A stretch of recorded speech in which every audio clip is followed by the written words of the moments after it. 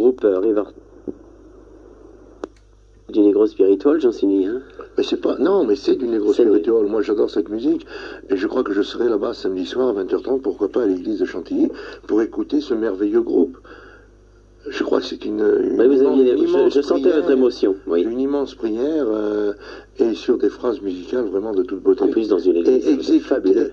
Ouais, en plus, alors formidable. Et en plus, je crois exécuté par vraiment un groupe de grande technique.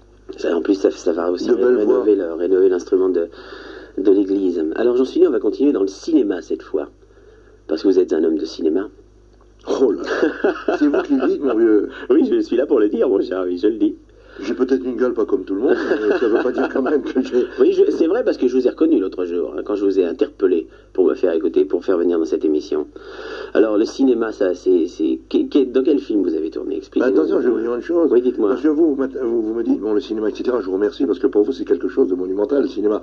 C'est le sommet de la pyramide.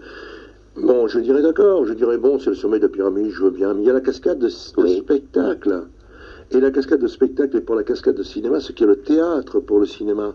À savoir que l'acteur de composition doit essentiellement connaître son texte de A jusqu'à Z. S'il a 4 actes de 1/4 d'heure, il doit connaître le texte de 4 actes de 1/4 d'heure. Il doit connaître son texte pendant 1 heure, il doit le déclamer, il doit le jouer, il y a le geste, il y a la parole, il y a tout. Et cette même chose filmée, c'est-à-dire pour le cinéma, eh bien l'acteur n'aura besoin que d'apprendre 2 lignes, et ils resteront 3 jours en refaisant des prises, et vas-y que je te refais des prises, etc.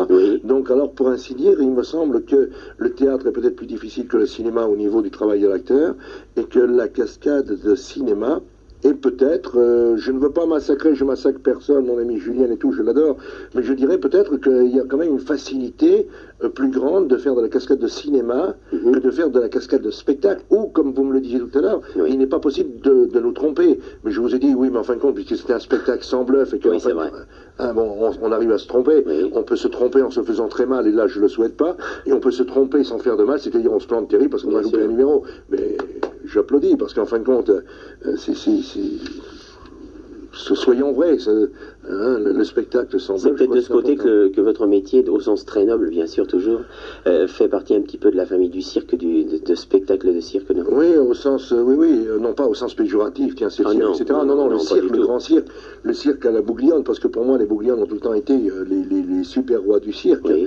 Et aussi bien les parents de Bouglione que la nouvelle génération que vous me direz, non mais il y a la nouvelle génération, moi, les Firmin, les Sampion, etc. Ce sont des garçons de mon âge environ. Hein. Et bon, je crois que c'est... Ça s'apparente énormément. Ça s'apparente.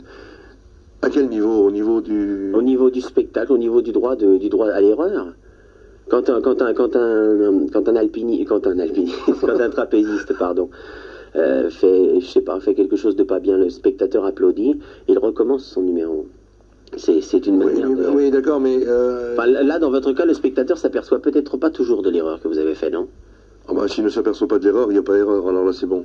À partir du moment où il y a la figure, bon, une voiture part en tonneau, etc., bravo. Mais si jamais elle fait une portière ou qu'elle reste sur le toit, sans refaire de passage sur les roues en sortie de tremplin, bon, c'est que, je ne sais pas, que le sol, on a peut-être que l'estimation comment dirais-je, l'adhérence du sol a mal été estimée en ce qui nous concerne. Peut-être que la voiture a mal été préparée, peut-être que le garçon n'était pas dans son assiette au moment où il a dû donner son coup de volant, etc. Bon, je crois que tout ça c'est permis. Dans notre métier c'est permis. En fin de compte, et je ne souhaite, louper un numéro, surtout avec une voiture qui va faire une glissade ou louper son numéro, c'est toujours ennuyeux parce que l'ensemble du train avant est faussé, etc., donc on ne peut plus la reprendre. Donc c'est un exercice on se plante sur un exercice, on s'est planté, on passe à la suite. Il y a toujours cette image de cascadeur aussi qui casse beaucoup de voitures. Hein. Vous essayez de prendre soin au maximum du matériel quand même? Bon, il y a l'autorodéo, qui est l'art et la façon de rouler en voiture, pas comme tout le monde, c'est rouler sur 2 roues, faire des dérapages contrôlés. À partir du moment où on travaille avec 2 voitures, on peut travailler à 3 et à 4, et à partir du moment où il y a un groupe, on peut faire un balai. Donc alors, là l'autorodéo, ce sont des exercices pour des voitures que nous n'avons pas le droit de casser.